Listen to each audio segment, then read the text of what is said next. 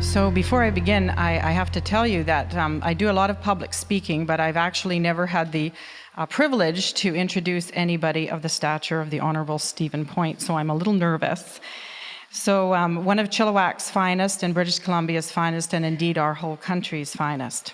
So Stephen Point received his law degree from the University of British Columbia in 1985 and was called to the BC Bar in 1986. Point was appointed to the as a BC Provincial Court judge in 1999, based primarily out of Abbotsford for a number of years. Prior, he practiced criminal and Aboriginal law as a partner in his firm, Point and Shirley. Stephen was the recipient of a National Aboriginal Achievement Award in 2000. Also in the year 2000, he received an honorary Doctorate of Law degree from the University of the Fraser Valley, where he served as a professor. This year, he also received an honorary Doctorate of Law degree from the University of Victoria. Prior to his work as Lieutenant Governor, Point was appointed Chief Commissioner of the British Columbia Treaty Commission in 2005. This role built on his 15 years of experience as elected Chief of the Skookale First Nation. Stephen also served as the Tribal Chair of the Stalo Nation government and was honored as Grand Chief by the Chiefs of the Stalo Tribal Council.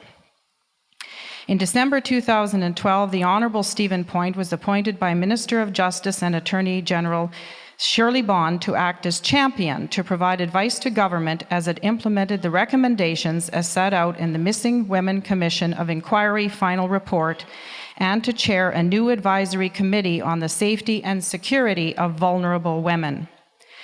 The Honourable Stephen Point served as British Columbia's 28th Lieutenant Governor, and he was sworn in as a Lieutenant Governor, the Queen's Vice-Regal Representative in British Columbia on October 1st, 2007, and completed his term in office on November 1st, 2012. And now it's my pleasure to introduce the Honourable Stephen Point.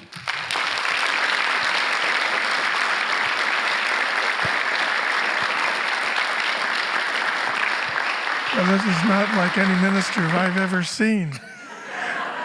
And this is not like any church I've ever seen. You're very welcome. It's very nice to be here. Thank you. Well, ladies and gentlemen, thank you for that introduction. I was just recently in Niagara Falls speaking with the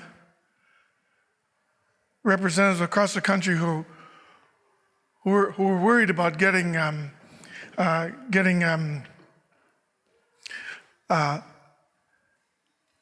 ministry, Christian ministry into the prisons, and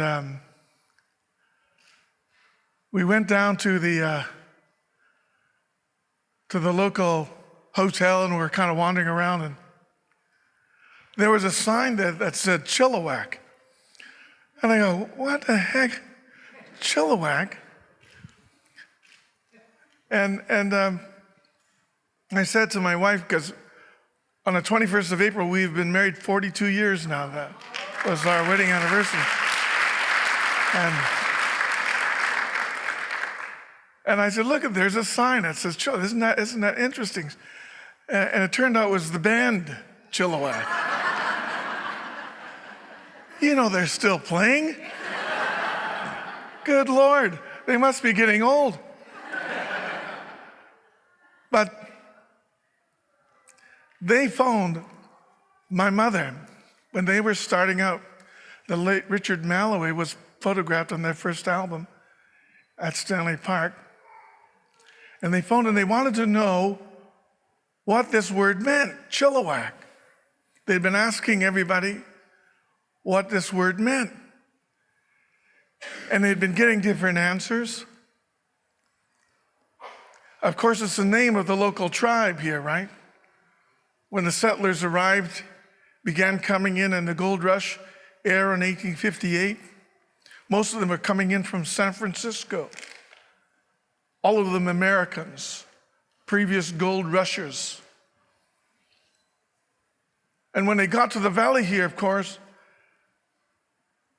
they ran into who else but the Aboriginal people, right? And they said, well, what's the name of this place? Chilliwack. Chilliwack. Of course, you see, Europeans have a tongue that's in backwards, so they said, Chilliwack. That's close enough. That's good enough. That's all right. That's good enough. And they said, what about this lake up here? And the chief said, oh, Cultus. Cultus. Oh, Cultus Lake. They said, still named that, do you know? And they, Cultus in Chinook means bad. Bad lake. Don't go there. The actual name of Cultus Lake is Sweltza. It means stormy lake. That's the real name. We ought to change it to its real name, eh? I don't think we should call it Bad Lake anymore.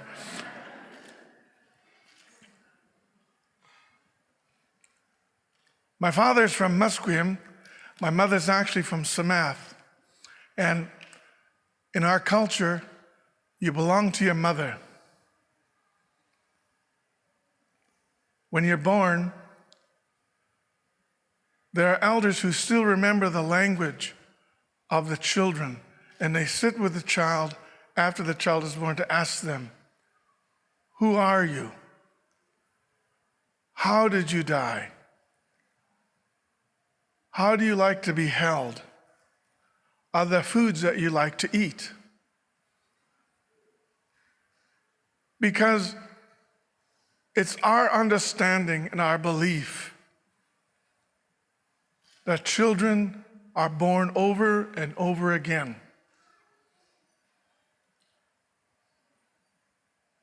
And that often they're members of your own family.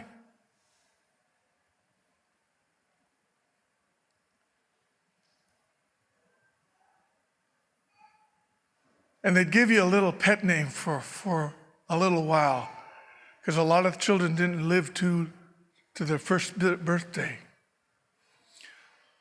But sometimes they'd give you a name right away. And that name had to do with who you were in spirit.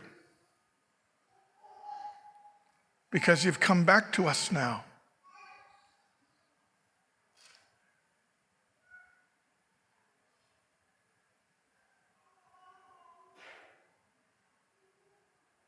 We live in a very modern age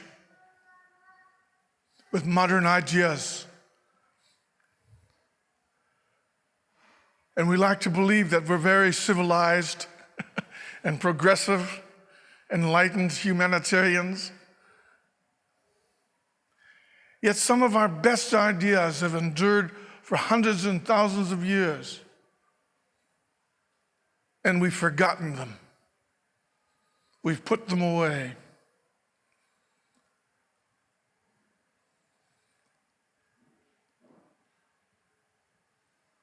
The simple idea that you're not your last name, that you're not your nationality, you're not your sexual orientation, nor are you your religious belief.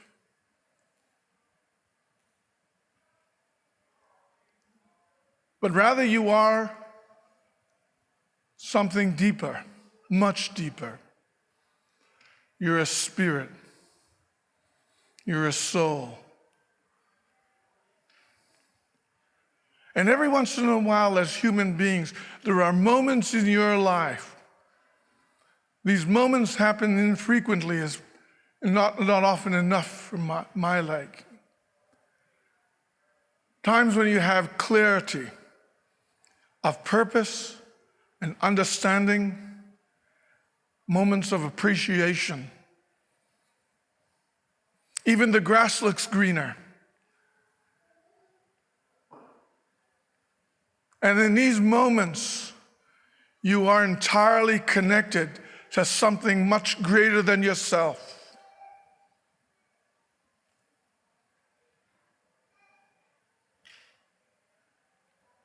My stepbrother, Lyle, has a very bad heart. And he had open heart surgery. And after the surgery was over, they left his heart exposed to the air for a while because his heart would simply stop beating. So rather than open him up again, they just left him open and they would massage his heart to keep him going.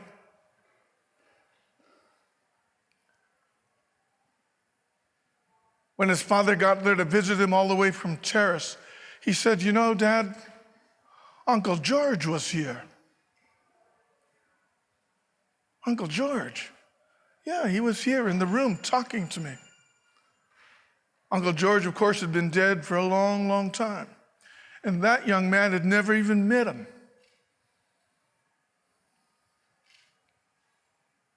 When Gwen and I walked into the room to visit my brother, he was sitting in his bed looking and smiling.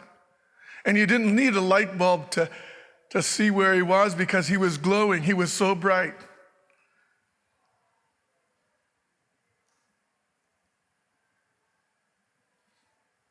There was something about him, there was a quality that didn't exist in so many of us as we move through our daily lives. He was more alive in those few minutes than he'd ever been alive for all of the years before. He had gotten in touch with something much greater than himself. And as a consequence, he was having one of those moments of clarity, except it was going on and on for hours and hours.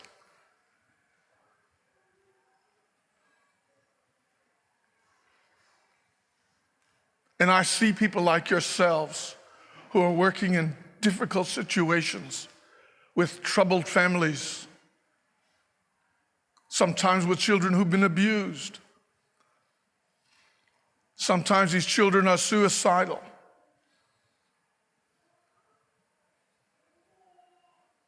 Families who are dysfunctional. Families in poverty, sometimes involved in criminality.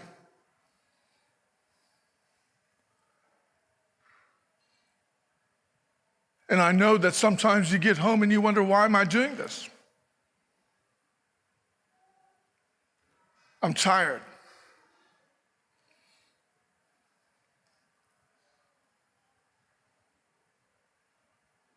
Sometimes you're sitting alone in your office and you think, I wish I could do something else with my life.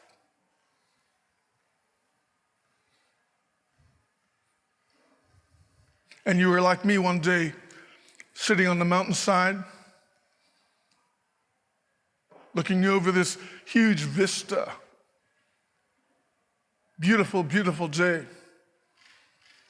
I was wearing my logging gloves and my logging cap, and I'd just about been killed 7 times working in the logging industry before I realized maybe that's not for me.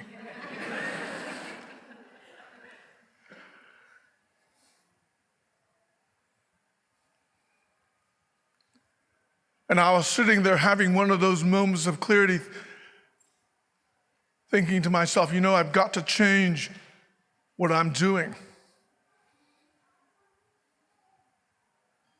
This process of getting in touch with your higher power, your own spirit, to find out your own purpose. What are you doing here?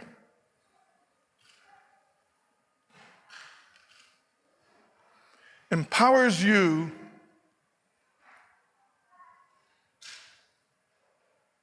it gives you strength and energy to carry on in those lowest of moments.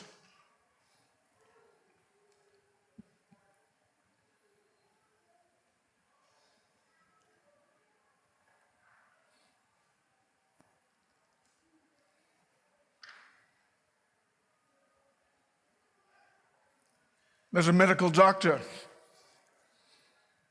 who'd gone to school for years and years and years. Had become a brain surgeon. At the age of 52, he was lying in his deathbed. Come from India. He'd left his community, living in the United States, making a good life, making good money. Laying there at the end of his life, his father came into the room. He had this one question on his mind. He asked his father. He said, "Why is this happening to me? After all that I've done, after all the education I've gotten, the things that I can do with my hands, I don't understand, why am I dying now?"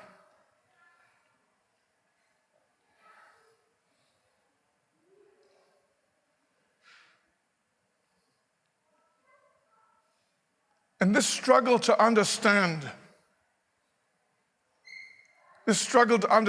your own purpose, your own meaning, and the value of your own life is something that you've got to get to.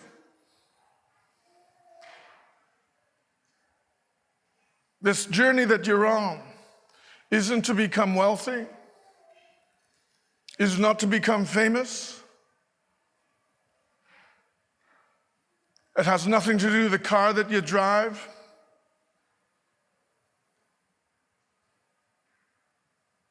It has everything to do with finding out who you are and why you're here.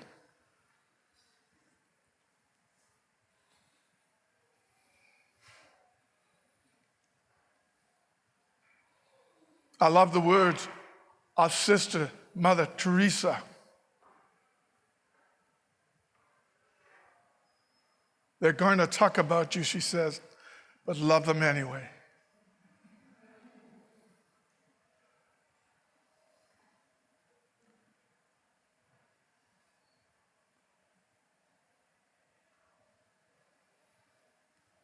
You could have gone on to become a millionaire, perhaps, working in a company, but you decided no, you didn't want to do that.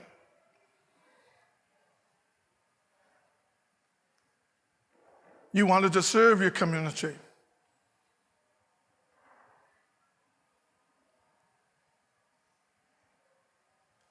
And in that service, that giving to your community, you must understand this one thing, that you and I live not in a linear world, not in a world that travels from A to B, but rather in a world that's circular.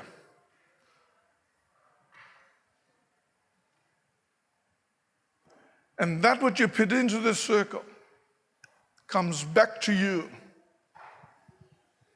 Some of us put fear into that circle. Some of us put doubt into that circle.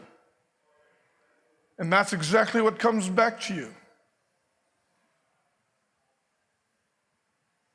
But some of us put in kindness. And love comes back. Some of you put information and knowledge into that circle, and wisdom comes back.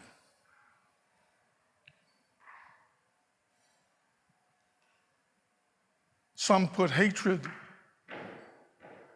and illness comes back. It's not any kind of illness that doctors can deal with. It's an illness of the soul.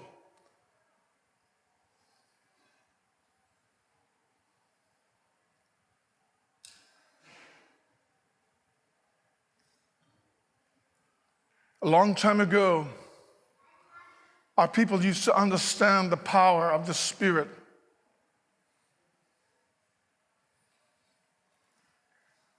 Many of the elders could see them.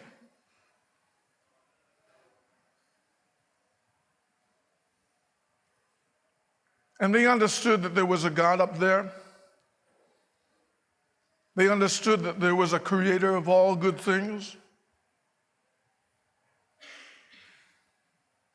And when Europeans came, they understood what Christianity was and that it was good.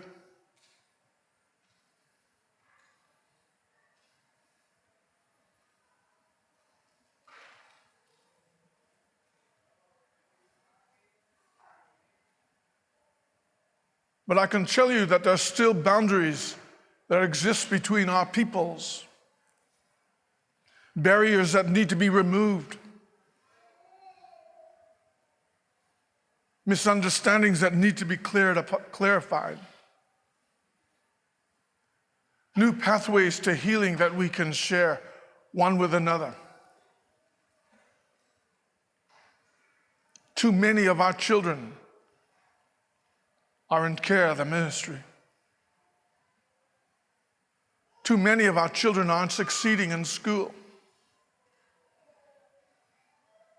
Too many of our people are involved in the justice system.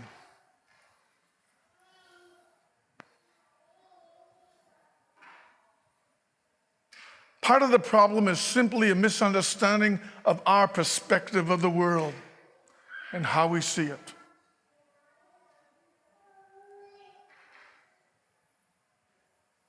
The other problem is that our perspective is continually changing. We've been through so much as Aboriginal people.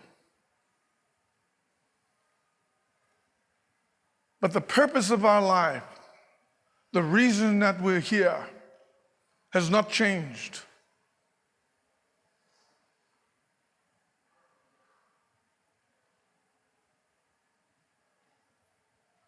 It is simply this: to become a human being, a whole human being.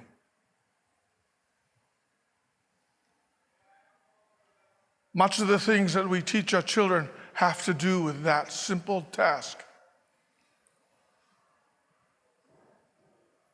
It's called being integrated, connected with your spirit, not connected from it, not periodically paying homage to it, perhaps at funerals, but being connected every day.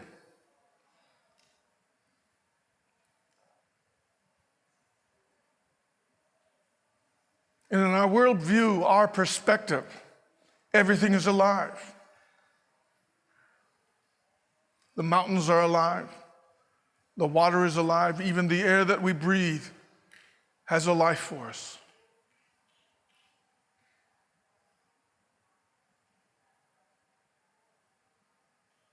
And just as we believe the Spirit has come back to us at birth, we believe that at death it simply goes to the other side of the circle that we're standing in with our loved ones. We were called ancestor worshipers by anthropologists who thought they knew us.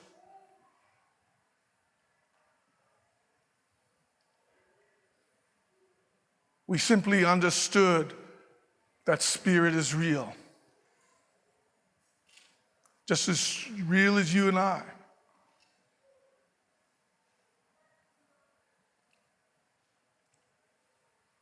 I was doing a gathering, a spiritual event for our family. It was late in the afternoon.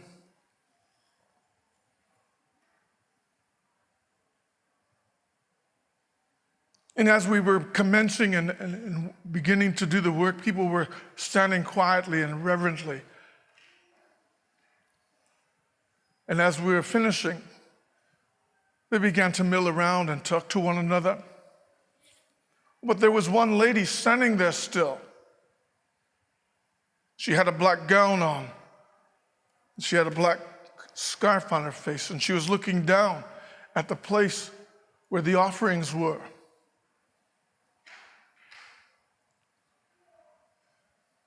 And I wondered why she was still standing there. When I looked around to see if there's anyone else with her, I looked back and she was already gone.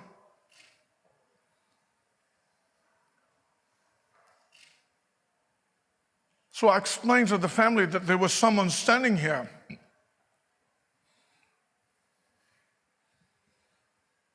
And I explained to them what she looked like. One of the young ladies came forward and she said, "That's my mother. She's passed away about 4 years ago. I was intending on bringing something for her, but I'd forgotten it at home."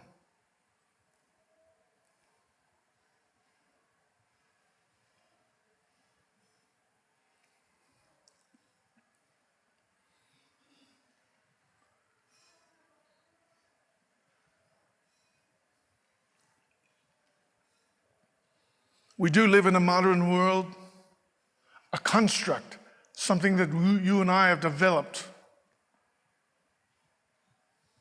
And much of it is an illusion.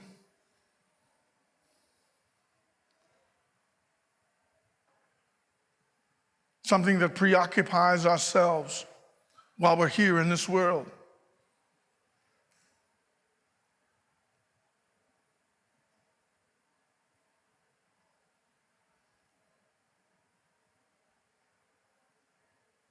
But your journey is something else.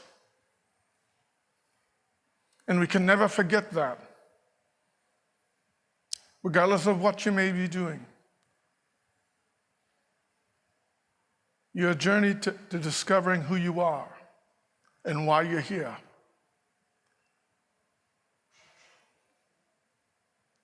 And along the way, we have to help one another. We can't hang on to the things we have. Rather, we have to give it away.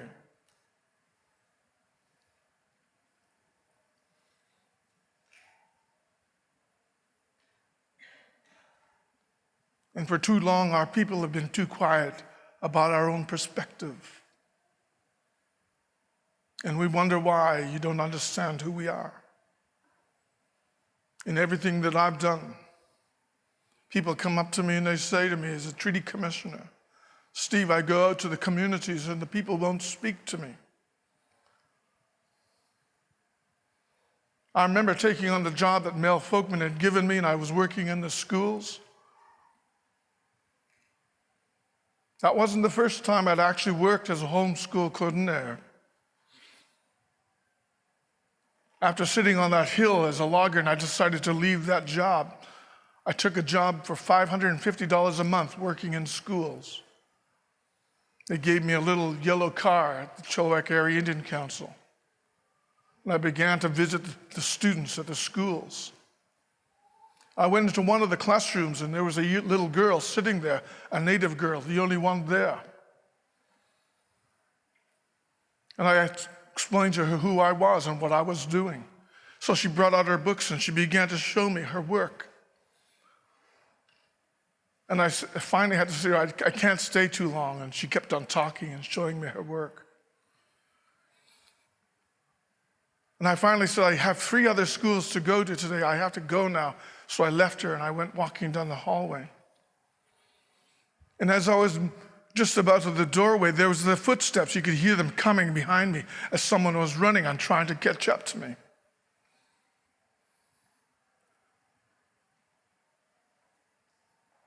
It was the young teacher from that schoolroom. She was standing in the back listening to me as I was talking to that little girl. She said to me, "What did you say to her?" And I thought, I just told her who I was.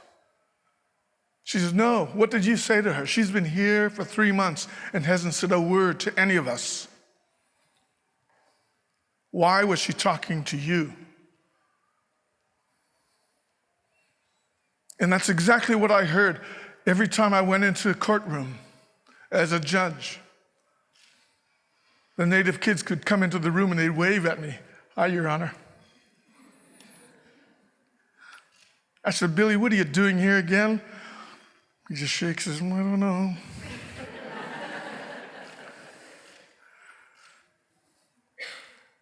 Prince Rupert, I had a young man.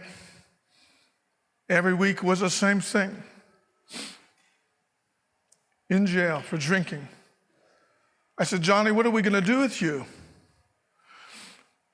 I said, "I'm going to send you home." I said, "We're going to buy you a ticket and we're going to send you home on the next bus. You're not going to be in Prince Rupert for another 3 weeks. You're banned from being here." Of course, I had no authority to do that. Right? Kick him out of Dodge. And he said, "Okay." That was Friday. Saturday night, Gwen and I were out having dinner at our favorite Chinese restaurant. We like Chinese food, of course. And there comes Johnny. He comes running up to the window and taps me on the car. And he's, of course, drinking out of his mind. And he goes, "Your Honor, I'm still here." I said, "I see that, Johnny. I'll see you on Monday." "Yeah, okay." And yeah, we see him on Monday. When he was talking to me, I went back there for an inquiry for the young men that had jumped out of the plane while I was in there, that plane. And there was this native boy riding a lawnmower with his hair cut short like mine. And I was looking at him, and I start walking towards, just like magnetism, I started walking towards him. And he looked at me and he stopped the engine. He goes, "Your Honor, it's me. I got a job at the courthouse cutting grass." Thank God.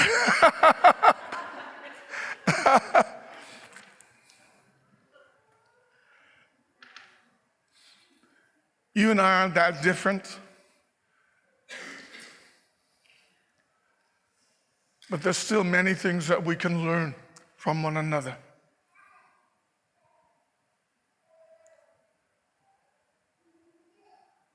And it's an honor to see you sitting together like this. You redefine collaboration for me.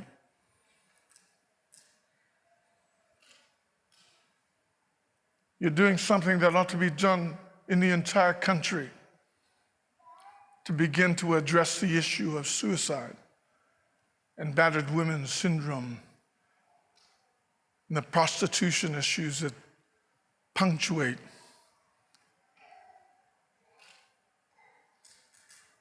the inner cities of our country.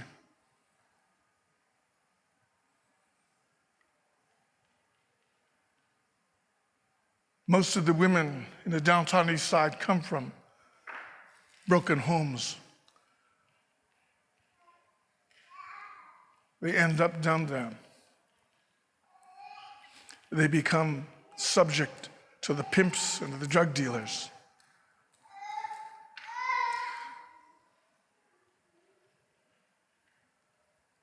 It's almost too late, I think, by the time something gets to that, not entirely hopeless, but it's almost too late. Where the real work can be done is here in the communities before the children leave. Working with the families, working with the schools.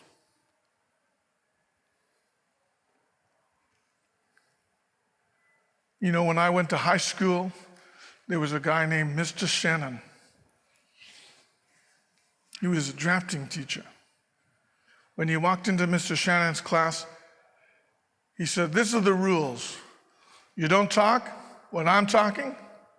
You get your work done. And if you do anything wrong, this is what you're going to get." He brought out a great big yardstick. We all understood that. And he said, "Don't put a wallet in your back pocket. It's not going to help."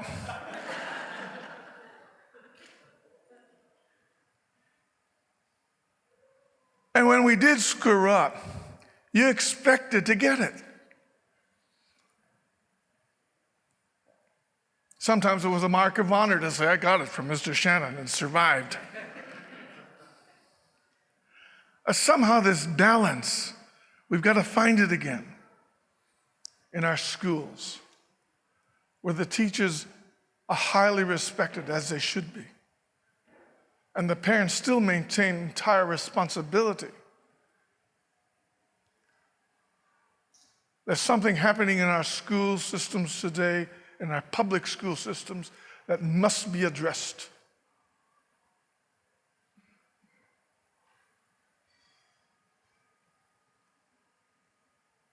Some of the best lessons in my life were learned from one or two teachers that I had.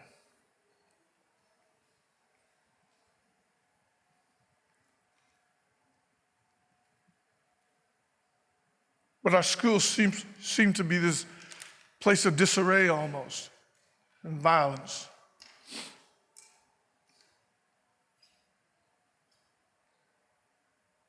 And bullying has become a part of the system that's too dominant. It was always there, it's just become more dominant.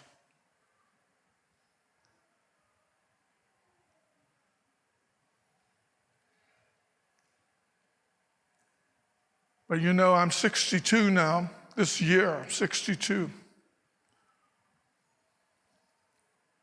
And I'm getting tired. And they still want me to keep going. I don't know what I'm going to do next.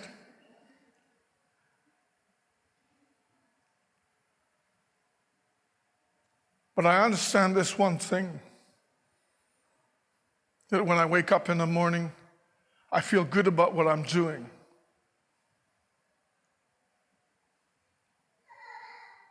Because I'm giving and giving instead of taking. And that's what I see in you, in what you're doing. You're giving to your community. And I encourage you to remember the path and journey that you're on, and that in those moments of indecision, those moments of doubt, and when you're tired, you go to a place where you can seek that clarity and get that health and energy that you need to carry on with your chosen path. Because what you're doing is important for our people in the communities. It's important for the young people. Thank you very much.